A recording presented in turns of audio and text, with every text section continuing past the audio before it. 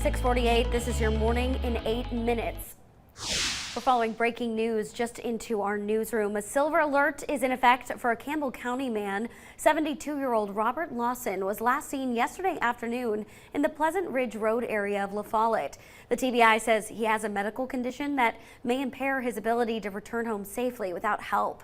Investigators say he could be traveling in a bronze Honda Foreman Rubicon four-wheeler.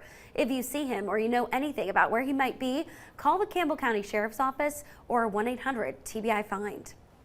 Well, happening today, the man accused of murdering a 38-year-old mother of four in Anderson County is due in court. He was also at the center of a days-long manhunt across several counties and state lines. Police say Jason Dockery shot Shiesty Mayberry several times in a car while her one-year-old was in the car as well. Mayberry's daughter says the two had only known each other for a few months. Officials say Dockery led Claiborne County officers on a chase to Virginia before making his way back to East Tennessee. After being arrested in Union County, investigators say Dockery confessed to Mayberry's murder. He's due in court on multiple charges, including first-degree murder. And in Roane County, the case against a Rockwood woman charged with shooting and killing a 4-year-old girl is now rescheduled. Investigators say Brianna Runyons pressed a loaded gun to the girl's chest and shot her. She was due in court yesterday, but officials say her hearing will be scheduled for a later date. We'll keep you updated as soon as we learn more. A Nashville murder suspect is in custody after officials say they found him in East Tennessee. Jefferson County deputies and THP troopers made the arrest. Investigators say 28-year-old David Henry shot and killed a 26-year-old man in South Nashville. Metro police say they found the victim shot inside of a car and thrown onto the road just before 5:30 Saturday morning. Neighbors in the area saw what happened on the neighborhood app. Yesterday afternoon, state troopers saw Henry's SUV parked at the Love's Travel Center on Deep Springs Road. Jefferson County deputies and troopers arrested him without incident. New zoning regulations being discussed in Cobb County. Leaders are looking to curb the number of people moving into the area. The county legislative board approved a change to require any RV, mobile home, or tiny home parks to be at least 500 feet away from any other home. According to the county's mayor, they hope this policy will make the county's growth more manageable. He says that based on all applications for these new parks, there could be nearly 6,000 new residents in the county a year from now. Now, the Planning Commission will vote on the proposal during their next meeting.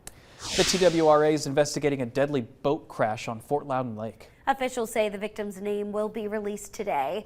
Officials say 2 men were on the boat when it was pulled into the spillway of Fort Loudon Dam and flipped upside down. Another boat rescued one of the men, but the other man died. This is the 24th death on the water in Tennessee this year. 7 of those were in East Tennessee. And as of 12:01 a.m. today, Hollywood writers can now return to work. The writers' strike is over after nearly 5 long months. The Writers Guild of America agreed on a tentative deal on a new 3-year contract, including pay increases and some protections against the use of AI. But the agreement is not set in stone. Members have nearly 2 weeks to vote on the contract. The Screen Actors Guild is still on the picket line. SAG-AFTRA leaders say they are committed to securing a fair contract. Economists say the Hollywood strikes has had a more than $5 billion effect on the U.S. economy. We're now less than 4 days away from a potential government shutdown with funding set to expire. The House voted to pass 4 separate funding bills along party lines last night. The 4 House GOP bills fund the Departments of Defense, Homeland Security, State, and Agriculture. All 4 bills have deep spending cuts. They are not expected to pass the Democrat-controlled Senate. Also yesterday, the Senate overwhelmingly voted to bring up its own short-term spending bill known as a continuing resolution. If Congress doesn't act, thousands of government workers face furloughs, while others would be forced to work without pay. Social Security payments aren't expected to stop. The federal government expected to shut down by October 1st. That is midnight Saturday night.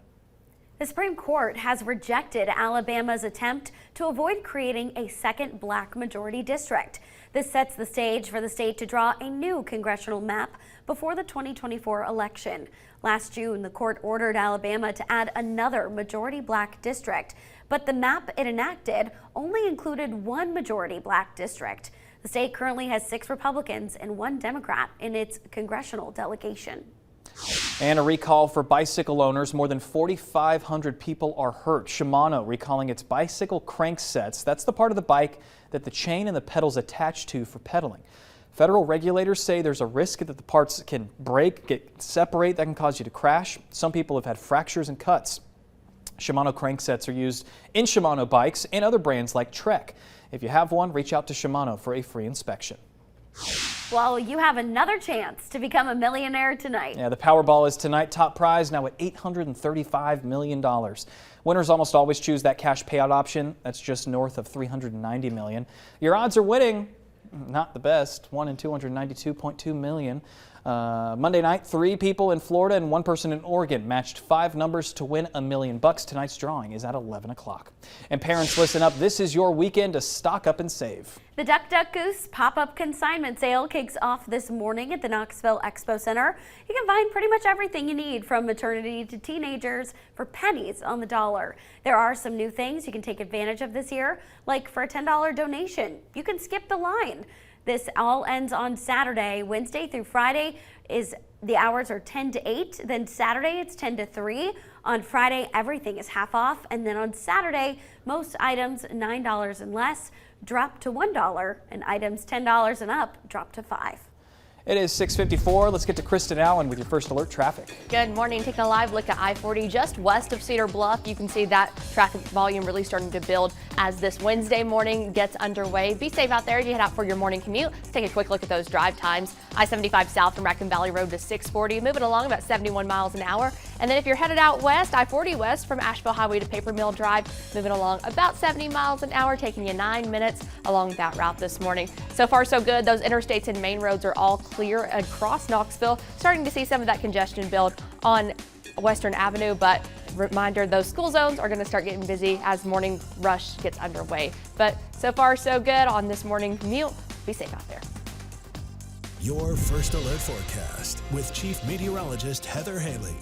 6:55 now. As we add up that rainfall for today, it's kind of a better way to look at the fact that it is more scattered for the northern half of our area and isolated for the southern half. So we have a few showers and storms cutting through parts of our area today. And that's because the front still is to pass through tomorrow. It does reach a little further south, but still not sharing evenly tomorrow. When we add up that rainfall, you can see at least a few more downpours coming down into parts of the plateau.